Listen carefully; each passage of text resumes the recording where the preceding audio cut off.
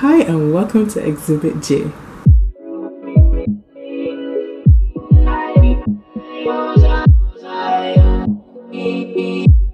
I hope most of you watched my boats video because today I'll be telling a story about C.A.S.C 2018. Now, I'm wearing my C.A.S.C shirt. I totally did not wear this shirt so I can remember what C.A.S.C stands for. But yeah, C.A.S.C is the Caribbean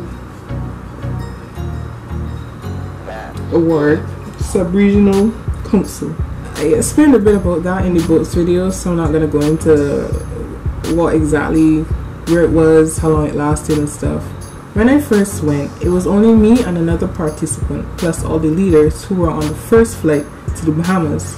The other set of participants went on another flight to Panama, which came in a day or two late. Yeah, when we got there was no water. I went 36 hours without bathing. 36! Let me tell you, I was mortified because I was in another country for 2 weeks away from my parents for the first time. I knew nobody besides the leaders that were there.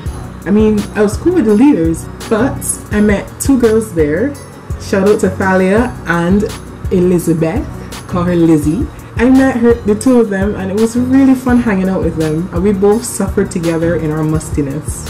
Let me start by saying that there were a lot of activities there. I don't remember all of them, but C.A.S.C was amazing. You got to meet different people from different cultures and experience a bit of what they're like. Granted, there was a slight language barrier because some people had some really thick accents.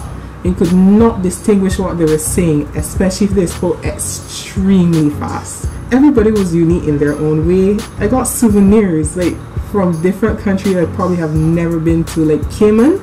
Cayman, you actually have been seeing that for the past couple videos hanging out in my room. I got that from Lizzie, actually, from Cayman. A lot of stuff happened. People complaining about the food or shelter. I didn't care. I was having a fun time away from my parents. But you know, which one should I speak? Should I speak more about C.A.S.C or about the whole how I spoke to my crush on the boat thing? I'll probably more focus on the crush thing. I'll still speak about C.A.S.C because, you know, promotion for the Duke of Edinburgh Award. Shout me out, guys. There were two guys that I found attractive there. One was from Trinidad, but at the same time I looked at him and I was like, this guy looks really mean. And he was always surrounded by girls. I was like, not for me. He's actually probably one of the only people I speak to regularly from C.A.S.C. Funny thing, and he's a pretty chill guy. So, as you can guess, I went for the other guy. He was from Bermuda, and I'm pretty sure most of the girls, if not all, from my contingent, Barbados, knew that I liked him because I was obvious with it. He was a really well-built guy. I had a really nice smile. So, your girl went tumbling. I spoke to him for the first time. Like, I always saw him around camp and like different activities we went to while we were on Cat Island. But the first time I spoke to him was on the boat. We were all sitting in our own contingents. Like the Bermudans were sitting by themselves, the Barbadians were sitting by themselves, the Cayman Islanders were only like 3 of them, and they mostly associated with the Barbadians. So they were like little clusters, and we all like sat in circles and stuff. It was cute. But after a while, we were just like, we should really socialize with somebody from the other islands. So we pulled over some of the Bermudans who were sitting in a circle next to us, and he came over and sat like next to me. Did he sit next to me or I sat next to him? I'm thinking that I sat next to him. We got to talking, and I asked him what he did, a lot of things he enjoyed, what his hobbies were, stuff like that. And he was a pretty interesting person to talk to, a little quirky. Throughout the camp, meaning like the actual hike itself, where we were in our tents and different spots and stuff, I tried to get as close to him as possible. I think that's what gave me away. I'm pretty sure after a while he caught on himself. Pretty sure like most people knew. Sad stuff. After we got back from the actual hike and we were back at base camp, which was like a school, I decided yes, I should probably tell this guy how I feel.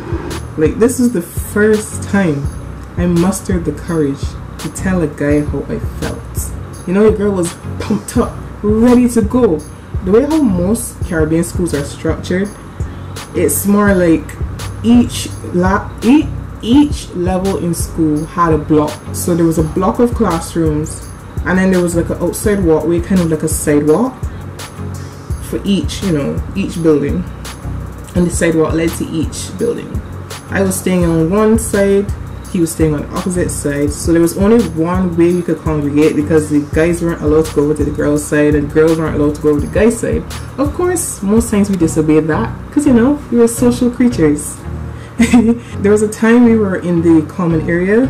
No, not the common area. The common area was where we had lunch and stuff. It was more like by the office, yeah. By the office, we sat down on the little sidewalk right there. And we were just having conversation, because, you know, throughout the entire hike and on the boat and on the way back too, I think we were speaking to each other. You know, we have friendly conversation. We could interact with each other kind of comfortably. At some point, when there was like a lull in the conversation, I decided to tell him how I felt. And what did he say? He said, "I don't see you in that way. I see you mostly as a friend." Being the calm individual that I am, I was like, oh, okay. It was what he said after that got to me. He said, "Though I do like another girl from your contingent." I was like, who? And he was like, "This girl, yada yada yada." Okay, what do you like about her? He was like, "She reminds me of my mother." I was like, what? It was at that point I said to myself, yeah, I'm glad that he didn't like me back. You know, I was still, you know, heartbroken. Your girl made a home run out of that field.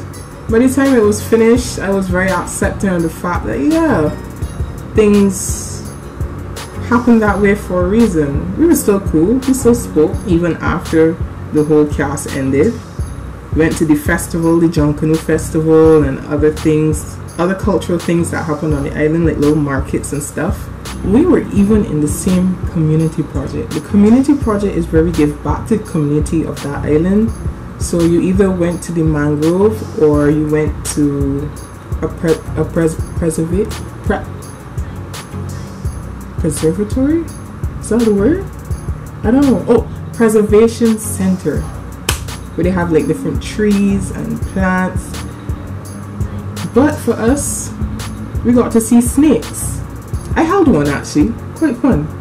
A snake is actually very soft. It's really weird. Overall, C.A.S.C was really fun, and anybody who's in Duke of Edinburgh now, I highly recommend that you work your way up to the Gold Award. Trust me, you will not regret it. Shout out to all my C.A.S.C people, C.A.S.C 2018. Love you guys. Thanks for watching.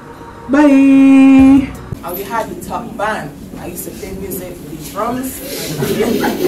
I used to have a man dressed as Mother Sally dancing to the music. A man?